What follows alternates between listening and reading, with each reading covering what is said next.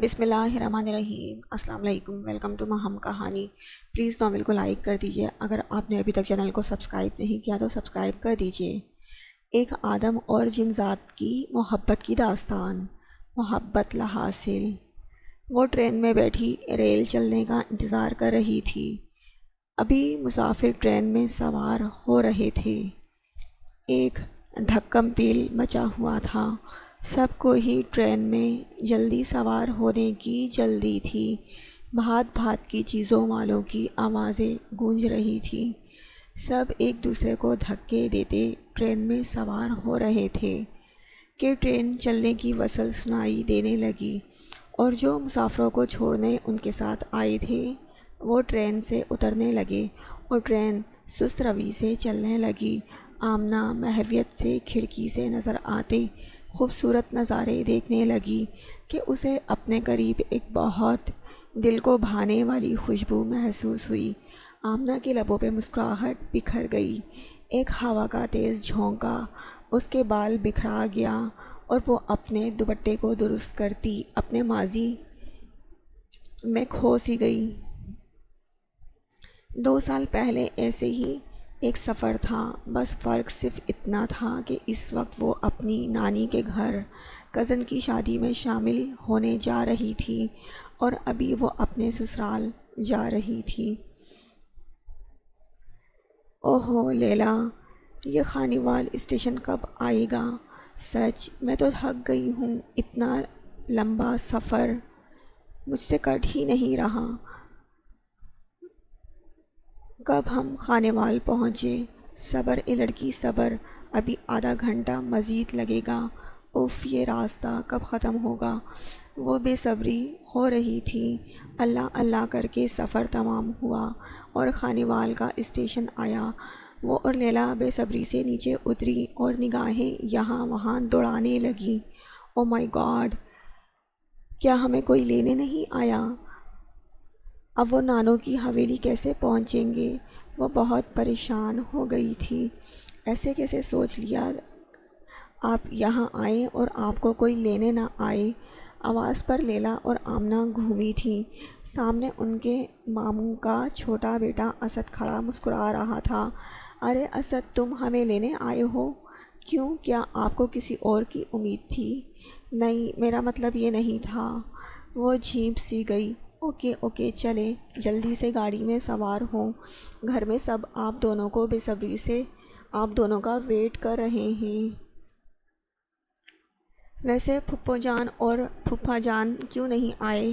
صرف آپ دونوں آئے ہو؟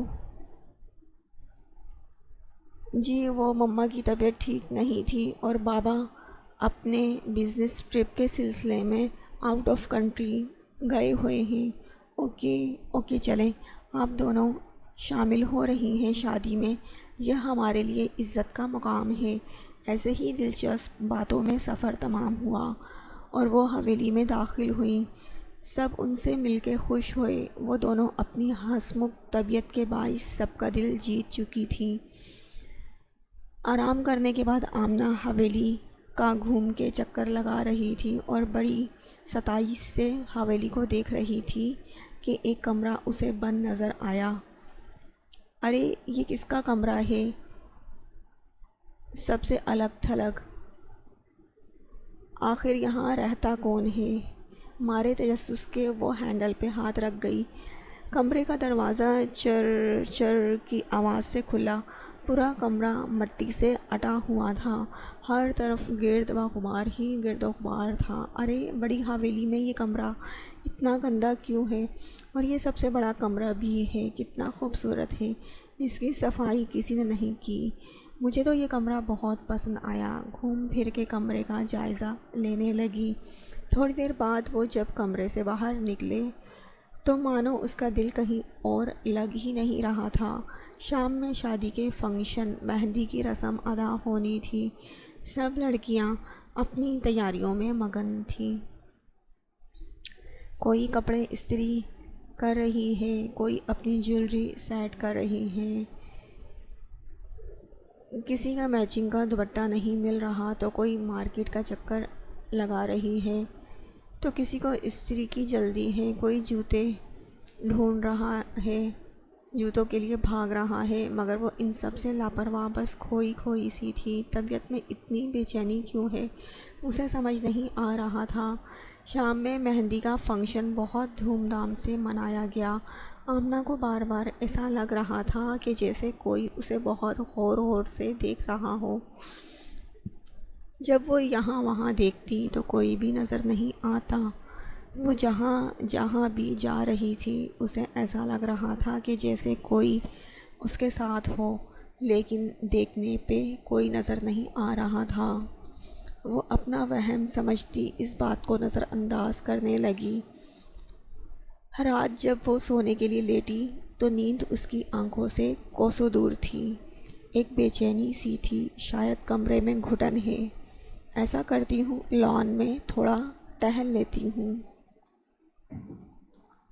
یہ سوچ کر وہ کمرے سے باہر نکلی، مگر قدم خود بخود اس الگ تھلگ کمرے کی جانب بڑھنے لگے۔ وہ اس کمرے میں داخل ہوئی، اسے ایسا محسوس ہو رہا تھا کہ جیسے کوئی طاقت اسے اپنی طرف کھینچ رہی ہو، لیکن دماغ یہ سب سمجھنے سے قاصر تھا۔ وہ کتنی ہی دیر اس کمرے میں بیٹھی رہی، اسے محسوس نہیں ہوا۔ بڑے ماموں کی آواز پر وہ اپنے خیالوں سے باہر نکلی۔ ارے آمنہ بیٹا، تم یہاں کیا کر رہی ہو، اور وہ بھی اس وقت؟ ماموں میں یہاں کیسے آئی مجھے نہیں معلوم، وہ جیسے نیند سے جاگی ہو۔ میں نے مرتضیٰ کو کہا بھی تھا یہاں بڑا تالا لگوا دو، سنتے ہی نہیں ہیں۔ بیٹا یہاں مت آیا کرو، یہ جگہ ٹھیک نہیں ہے، ہم اس کمرے کو لاک رکھتے ہیں۔ پتہ نہیں تم کیسے یہاں آ گئی؟ ماموں یہ کمرہ لاک تو نہیں تھا، وہ حیران ہوئی، اور یہ کمرہ کسی کے یوز میں کیوں نہیں ہے؟ یہ کمرہ اتنا گرد میں کیوں اٹا ہوا ہے؟ بیٹا اس کمرے کے بارے میں مشہور ہے کہ یہاں کوئی آسیب وغیرہ ہے، اس لیے اس سمت کوئی آتا نہیں، تم بھی یہاں سے چلو۔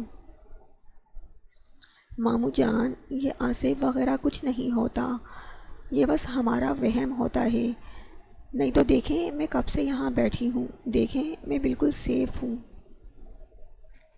وہ ہنسنے لگی۔ تم آج کل کے لوگ ان چیزوں کو نہیں مانتے، لیکن یہ چیزیں ہوتی ہیں۔ چلو جلدی سے یہاں سے چلو، کل ہی بڑا تالا یہاں پہ لگواتا ہوں۔ اب آمنہ نے محسوس کیا کہ وہ جہاں بھی جاتی ہے اسے ایسا محسوس ہوتا جیسے اس کے ساتھ کوئی ہو جو اسے دیکھ رہا ہو۔ بارات والے دن وہ تیار ہو رہی تھی کہ ڈریسنگ ٹیبل پر اسے ایک خوشبو نظر آئی۔ کیسی خوشبو ہے، کس نے رکھی؟ میں نے تو نہیں رکھی، نہ میں نے پہلے دیکھا۔ کزن وغیرہ کی یا لیلا کی شرارت ہے، سونگھ کے دیکھتی ہوں۔ اس نے سونگھا تو دیکھا، بہت اچھی لگی۔ واو زبردست، بیسٹ چوائس، وہ اپنے اوپر اسپرے کرنے لگی۔ پوری شادی میں سب نے اس سے پوچھا بہت اچھا پرفیوم لگایا ہے۔ وہ بڑی حیران ہوئی، وہ اپنے کسی کزن کی شرارت ہی سمجھ رہی تھی، لیکن وہ سب اس سے معلوم کر رہے تھے۔ وہ ہنس کے ٹال گئی۔ دوسرے دن وہ باغ میں موجود تھی، کچے آم توڑ رہی تھی کہ اسے محسوس ہوا کوئی ساتھ موجود ہے۔ کون ہے؟ سامنے آؤ، مجھے ایسے ڈراؤ نہیں، جو بھی ہو سامنے آؤ۔ اگر میں سامنے آیا تو آپ سہ نہیں سکیں گی۔ یہ کون بولا؟ وہ ڈر گئی۔ دیکھیں مجھے ڈرائیں نہیں، پلیز، جو بھی ہے سامنے آئیں۔ اس کے سامنے ایک بے انتہا خوبصورت نوجوان نمودار ہوا۔ دیکھ کے وہ حیران رہ گئی۔ آپ کون ہیں؟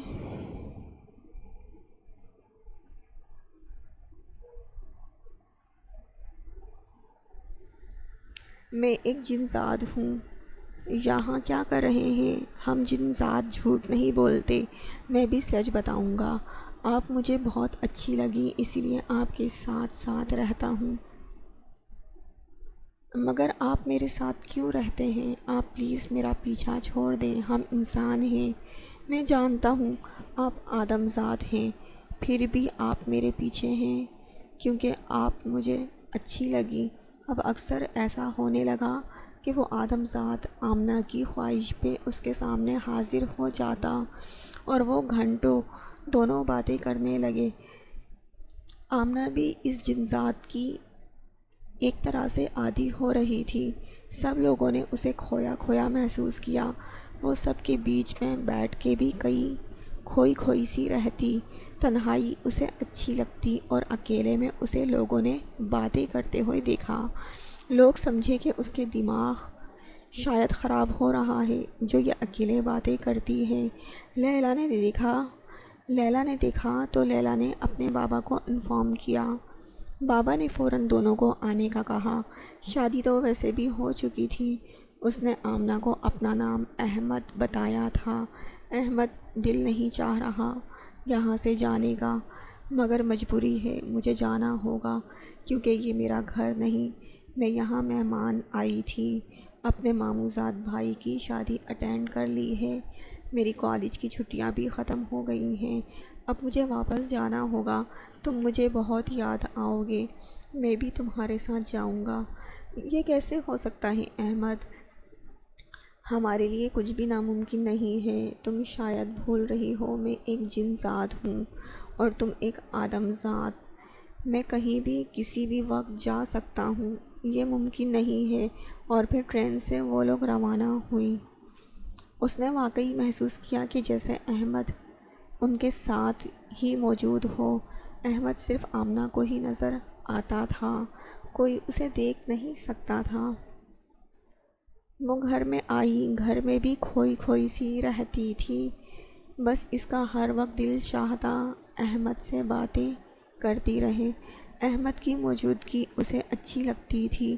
جب وہ احمد کے ساتھ موجود ہوتی بہت خوش ہوتی تھی۔ گھر والوں نے بھی محسوس کیا کہ وہ اکیلی خوش رہتی ہے اور اکیلے کسی سے باتیں بھی کرتی ہے، اور جبکہ سب کے بیچ میں کھوئی کھوئی سی رہتی ہے۔ اسے متوجہ کرنا پڑتا ہے، تب جا کے وہ جواب بھی دیتی ہے کسی کی بات کا۔ اس کا پڑھائی میں بھی اب دل نہیں لگتا تھا۔ بابا نے سائیکیٹرسٹ کو دکھایا تو اس نے ایک دو سیشن لینے کے بعد کلیئر کر دیا کہ نہیں، انہیں کوئی مسئلہ نہیں ہے، آپ لوگوں کی آنکھوں کا وہم ہے، یا کچھ لوگوں کو عادت ہوتی ہے اکیلے خوش رہنے کی۔ لیکن امی ابو پریشان تھے کہ آگے اس کی شادی کرنی ہے تو سسرال والے اس بات کو پسند نہیں کریں گے۔ ایک دن ابو کے ایک دوست جو بہت دیندار تھے، ایک عالم تھے، لوگوں کی مدد کیا کرتے تھے، کسی کام سے ابو جی سے ملنے گھر آئے۔ اتفاقاً دروازہ آمنہ نے ہی کھولا۔ آمنہ نے سلام کیا۔ انہوں نے سلام کا جواب دے کے اس کے سر پہ ہاتھ رکھا۔ جیتی رہو بٹیا، اپنے ابو کو تو بلاؤ۔ وہ شیرازی صاحب کو بلانے چلی گئی۔ چائے لے کر اس کمرے میں حاضر ہوئی۔ شیراز انکل چونک سے گئے آمنہ کو دیکھ کے۔ انہیں آمنہ کے ساتھ کسی اور کی موجودگی کا احساس ہوا۔ دل میں کچھ پڑھنا شروع کیا اور ان کا شک یقین میں بدل گیا۔ وہ خاموشی سے چائے پیتے رہے اور گھر چلے گئے۔ گھر جا کے انہوں نے شیرازی صاحب کو فون کیا۔ یار، میں تیرے سے ایک ضروری بات کرنا چاہتا ہوں، تمہاری بیٹی کے سلسلے میں ہے۔ تمہاری بیٹی آمنہ کے ساتھ مجھے کسی کی موجودگی کا احساس ہوا ہے۔ میں سمجھا نہیں حسن، پلیز صاف صاف بتائیں۔ مجھے لگتا ہے شاید کوئی سایہ ہے، کوئی جن وغیرہ ہے۔ بہرحال میں 2 دن بعد کلیئر بتاؤں گا۔ انہوں نے 2 دن کا ٹائم لیا اور 2 دن کے بعد ابو کو فون کیا، جن کی تصدیق کر دی۔ ابو بہت پریشان ہو گئے کہ یہ کیا ماجرا ہے۔ حسن انکل نے آمنہ کو اپنے حجرے میں لانے کا کہا۔ جب آمنہ کو لے کر وہ گئے تو احمد کو پہلے سے ہی معلوم ہو گیا تھا کہ یہ عامل ضرور احمد کے ساتھ کچھ غلط کرنے والا ہے۔ اس نے پہلے ہی آمنہ کو منع کیا تھا، لیکن وہ اپنے والد کے ہاتھوں مجبور تھی، منع نہیں کر سکتی تھی اپنے والد کو۔ شیرازی انکل نے کچھ پڑھنا شروع کیا۔ آمنہ کی حالت بری ہونے لگی تھی۔ تم کیوں اس بچی کے پیچھے پڑے ہو؟ کیا چاہتے ہو؟ پیچھا چھوڑ کیوں نہیں دیتے؟ میں نے کبھی آمنہ یا ان کے گھر والوں کو نقصان نہیں پہنچایا۔ بے شک آپ آمنہ سے یا ان کے گھر والوں سے پوچھ لیں اگر میری وجہ سے انہیں کوئی تکلیف پہنچی ہو۔ تم کون ہو؟ کیا تم مسلمان جن ہو؟ جی ہاں، میں ایک مسلمان جن ہوں، میرا نام احمد ہے۔ اس بچی کا پیچھا چھوڑ کیوں نہیں دیتے؟ چھوڑ دو اسے، تم جس نیت سے بھی اس کے ساتھ ہو۔ لیکن اس بچی کے ساتھ ایک جن کی موجودگی اچھی بات نہیں ہے۔ میں آمنہ سے محبت کرتا ہوں اور اس کو نہیں چھوڑ سکتا۔ پلیز مجھ سے آمنہ کو چھوڑنے کا نہ کہیں، جو بھی کہہ لیں میں ہر بات مانوں گا، لیکن میں آمنہ کو نہیں چھوڑ سکتا۔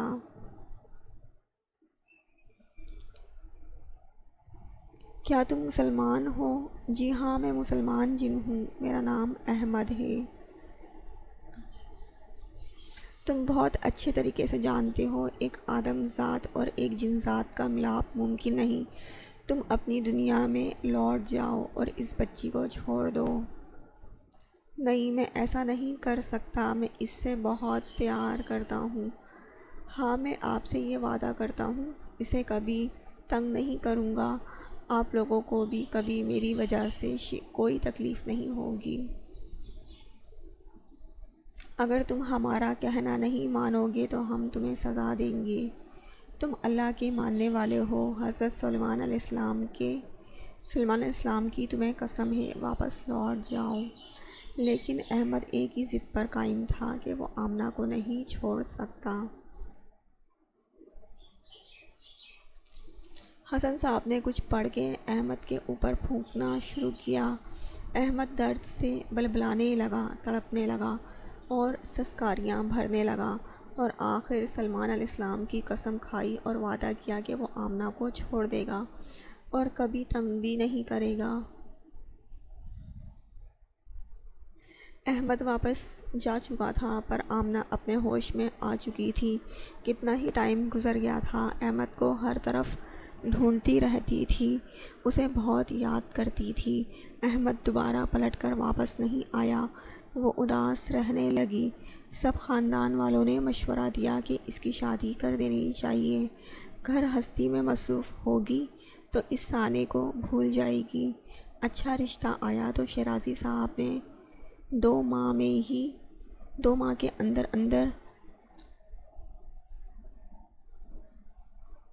بیاہ کے ارمان کا گھر روشن کرنے رخصت ہو گئی۔ شادی کو کئی ماہ ہو گئے تھے۔ جب بھی وہ اداس ہوتی، اپنے پاس اسے ایک خاص خوشبو محسوس ہونے لگتی، وہ مسکرا دیتی۔ یہ خوشبو بھی ایک راز تھا۔ جس دن وہ دلہن بن کے بیٹھی تھی، اسے احمد بہت یاد آ رہا تھا، شدت سے یاد آ رہا تھا، اور اس کی جدائی برداشت نہیں ہو رہی تھی۔ وہ خوب زاروں قطار رو رہی تھی۔ وہ یاد کر رہی تھی کہ اسے احمد کی موجودگی کا احساس ہوا۔ احمد اس کے سامنے کھڑا تھا۔ آمنہ پلیز مت رو، ہماری سچی محبت تھی، میں جانتا ہوں تم بھی مجھ سے بہت پیار کرتی ہو اور مجھے بہت یاد کرتی ہو۔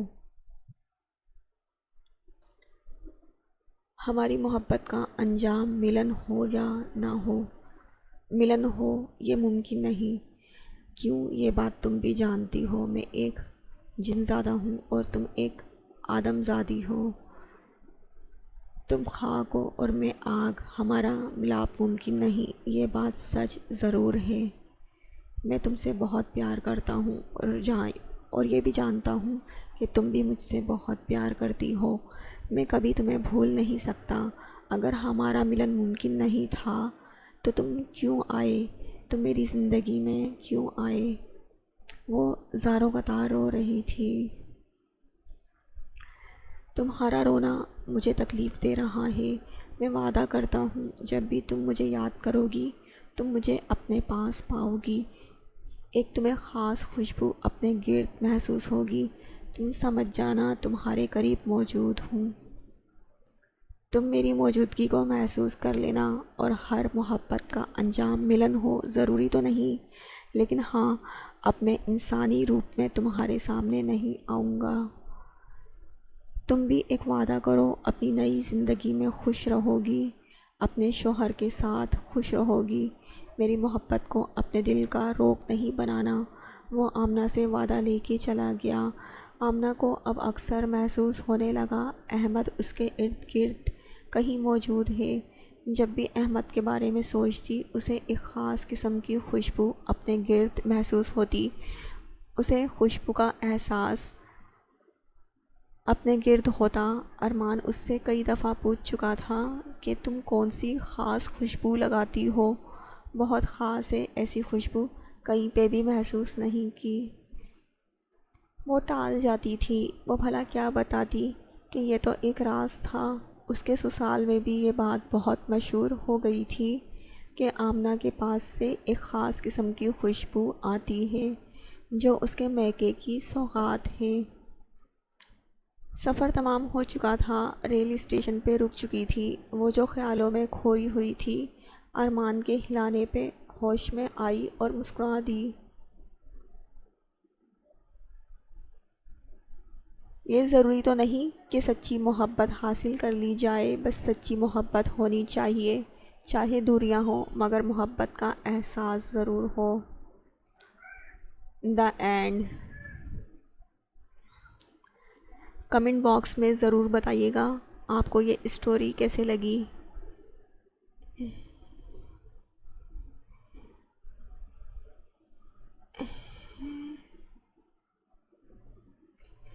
میں ہمیشہ ناول ریڈ کرتی ہوں، لیکن میں نے یہ چینج ٹاپک سلیکٹ کیا ہے۔ کمنٹ میں ضرور بتائیے گا آپ کو میری کوشش کیسی لگی، اور پلیز مجھے سپورٹ بھی ضرور کیجیے گا۔